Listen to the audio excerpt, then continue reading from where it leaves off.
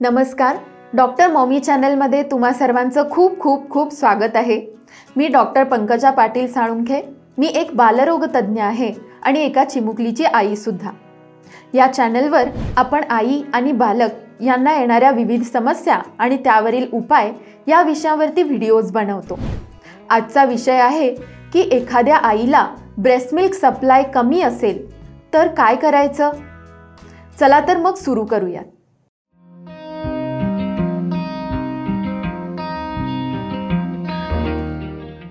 आईला स्तनपान नक्की योग्य प्रमाणात आहे की नाही? खरंच आईला स्तनपान कमी होतंय का? बाळाला दूध पुरतंय की नाही हे आधी तपासायला हवं। बाळाला दूध पुरतंय की नाही हे कसं ओळखाल याविषयीचा एक व्हिडिओ आम्ही ऑलरेडी चॅनलवरती अपलोड केला आहे। त्याची लिंक डिस्क्रिप्शन बॉक्समध्ये आहे, तर ती तुम्ही पाहू शकता।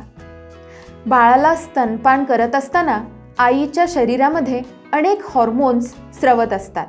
त्यामधले दोन अगदी महत्त्वाचे हार्मोन्स म्हणजे प्रोलॅक्टिन आणि ऑक्सिटोसिन। आपल्याला ब्रेस्ट मिल्क सप्लाय वाढवायचा असेल तर आधी आपल्याला ह्या हार्मोन्सचं प्रमाण आपल्या शरीरामध्ये योग्य करणं गरजेचं आहे। तर यासाठी आपण काय करणार? पहिली गोष्ट म्हणजे फीडिंग आणि फीडिंग। बाळाचं आणि आईचं शरीर हे एका डिमांड आणि सप्लाय या मार्गाने चालू असतं। जेवढी डिमांड वाढेल तेवढा सप्लायही वाढतो। म्हणूनच लवकरात लवकर बाळ जन्मल्यानंतर अगदी 1 तासाच्या आत बाळाला स्तनपान करायला हवं।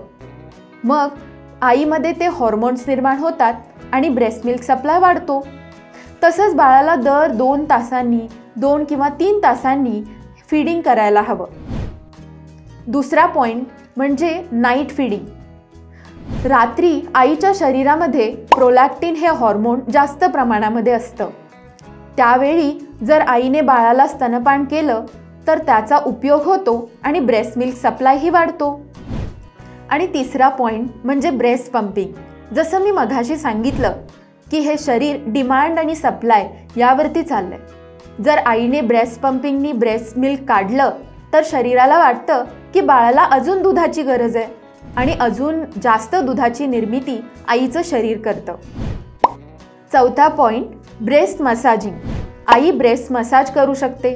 तसेच हॉट फोमेंटेशन म्हणजे थोडासा गरम शेक ही देऊ शकते। यामुळे ब्रेस्ट मिल्क सप्लाय वाढायला मदत होते। पाचवा आणि महत्त्वाचा पॉइंट रेस्ट म्हणजेच विश्रांती। म्हणूनच तर पुरातन काळापासून बाळंतिणीला अगदी रेस्ट दिली जाते, कारण या काळामध्ये तिच्या शरीराची झीज भरून येते आणि तिच्या शरीराची झीज भरली तरच तिचं शरीर अजून दूध निर्माण करेल आणि ज्याचा फायदा बाळाला होतो। 6वा पॉइंट स्ट्रेस।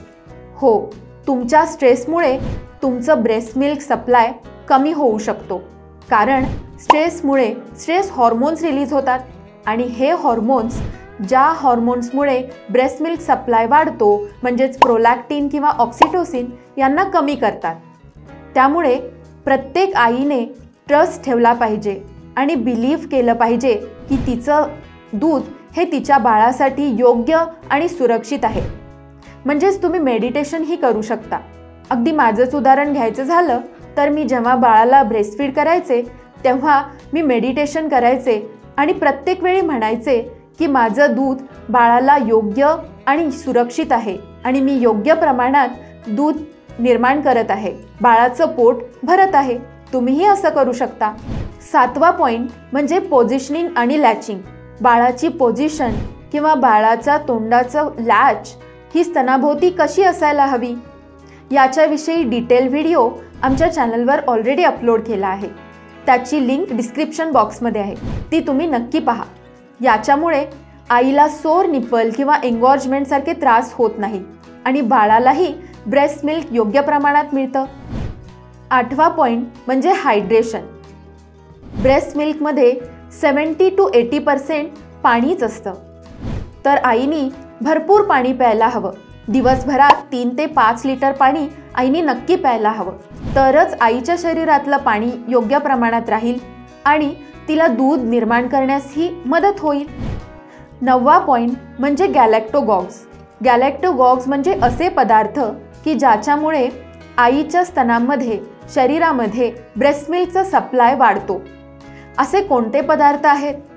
या पदार्थांविषयी डिटेल व्हिडिओ आम्ही आमच्या चॅनलवर ऑलरेडी अपलोड केला आहे। त्याची लिंक डिस्क्रिप्शन बॉक्समध्ये आहे, तर नक्की तो व्हिडिओ पहा।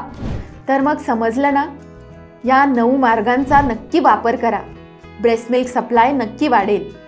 ब्रेस्ट फीडिंग ही आयुष्यातली अतिशय मोठी आईला मिळालेली देणगी आहे। हे दिवस नक्की परत येत नाहीत। तुमचं चिमुकलं जेव्हा ब्रेस्ट फीडिंग करताना तुमच्याकडे पाहतं, त्यावेळचा जो आनंद असतो तो तुम्हाला परत मिळणार नाहीये। तर ह्या आनंदाचा उपभोग घ्या, एन्जॉय ब्रेस्ट फीडिंग जर्नी। आणि अशाच वेगवेगळ्या प्रश्नांसाठी डॉक्टर मॉमी चॅनलला सबस्क्राईब करा आणि तुमचे प्रश्न कमेंट सेक्शनमध्ये लिहा। तुमच्या प्रश्नांना उत्तर देण्यासाठी आहेच तुमची डॉक्टर मॉमी। धन्यवाद।